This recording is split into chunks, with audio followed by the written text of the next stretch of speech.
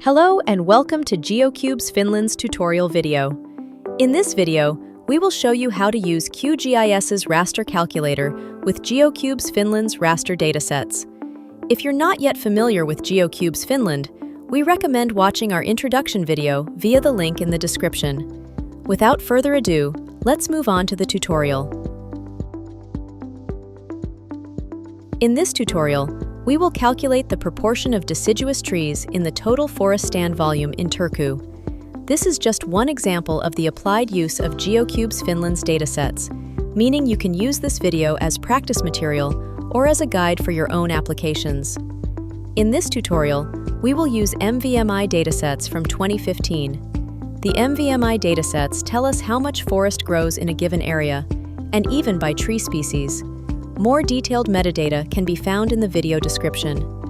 Our goal is to calculate the proportion of deciduous trees in the total stand volume within 10 × 10 meter raster cells.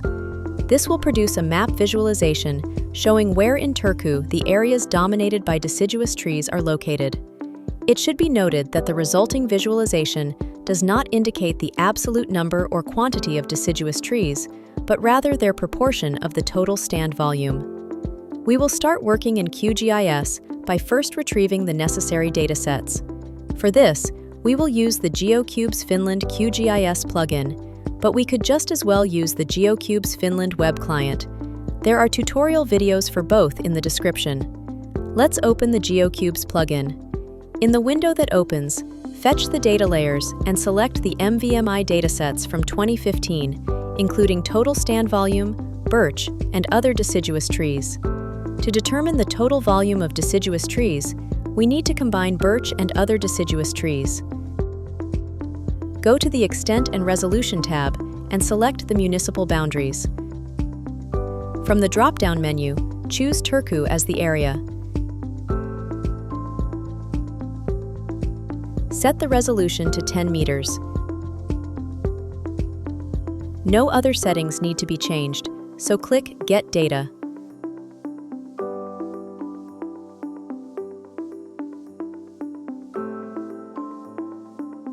Once the datasets are in the workspace, we can start processing them with the raster calculator. You can find it by clicking Processing in the top menu and then Toolbox. From the toolbox, select Raster Analysis and then open the raster calculator. Select all the datasets you just loaded as the input layers. Open the Expression tab to make writing the formula easier. On this tab, you can add layer names to the formula by double-clicking the layer name. Our goal is to determine the percentage of deciduous trees in each raster cell. Since deciduous trees are represented in two datasets, we will combine their volumes on a cell-by-cell basis. Enclose this calculation in parentheses and divide it by the total stand volume. To get the percentage, unload the entire calculation in parentheses and multiply by 100. Now the formula is ready and we can click OK. Set the output extent to the dataset representing total stand volume. The output cell size can be left to be determined automatically.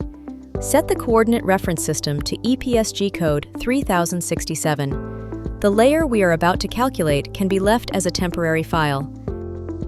Click Run.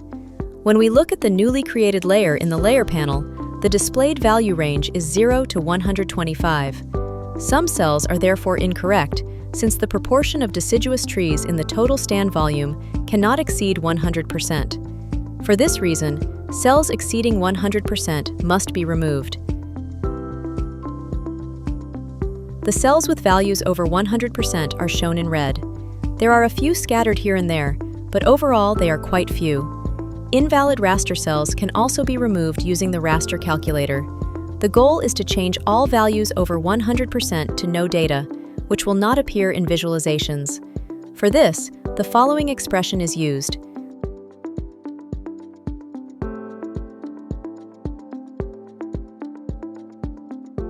The formula is quite simple, even though it looks long. Notably, calculated at 1 refers to the raster layer we just created and the values of its cells. Let's start breaking down the formula and explain what is happening in it. Let's start with the idea behind the formula. If a cell's value is between 0 and 100%, it is kept as is. If the value is over 100%, it is replaced with the number -9999. Later, these values will be converted to no data, which will not appear in visualizations. Next, we move inside the innermost parentheses.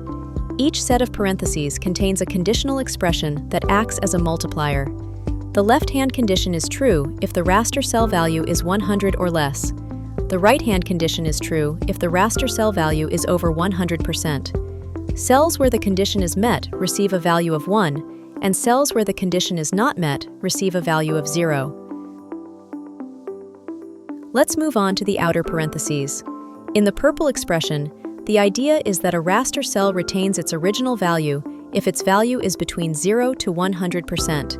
In the orange expression, likewise, cells with values over 100% are assigned the value -9999. Finally, the products remaining inside the parentheses are summed, resulting in cells with values ranging from 0 to 100 and a small number of cells with the value -9999. Once the formula is written, click OK and set the other fields in the same way as when summing the deciduous tree values. This map layer can also be left as a temporary layer, so click Run. We can now remove the first temporary layer from the workspace. At the moment, the invalid cells have the value -9999, so we'll convert them to no data. So, we need to open the GeoCubes Raster Calculator. Note that this is a different raster calculator than the one we used earlier. You can access the GeoCubes Raster Calculator by opening the GeoCubes in the Processing toolbox. Under GeoCubes, open Raster Miscellaneous, and then Raster Calculator. Choose the raster layer we just created for input layer A. Then, scroll down and type only A in the highlighted field. This makes sure that the correct data itself is not modified. In the Output No Data Value field, enter -9999. Set the output extent to the familiar total stand volume dataset. Save the file to the data folder. After that, we can click Run.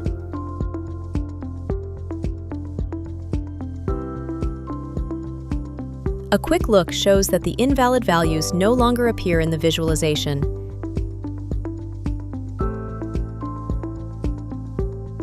Next, we'll change the black and white visualization to reflect the theme. We can do this in the Symbology tab of the Properties page. Since the values represent the proportion of deciduous trees in the total forest volume, a color scheme from dark green to light green could work well. Dark green would indicate areas with few deciduous trees and many conifers, while light green would indicate areas dominated by deciduous trees.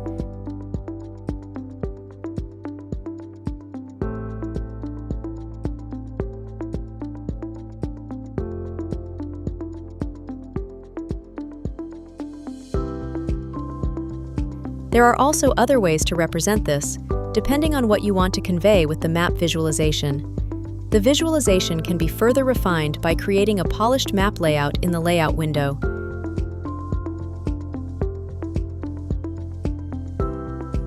As a tip, you can get statistics for our map layer by searching for raster layer statistics in the Processing toolbox and using the raster we just created as the input layer. This will give you, for example, the average value of the raster cells.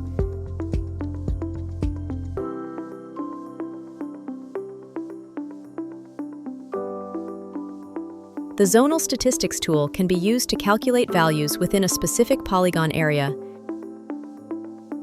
Here, we have a polygon created to cover all forested cells in Ruisalo, Turku.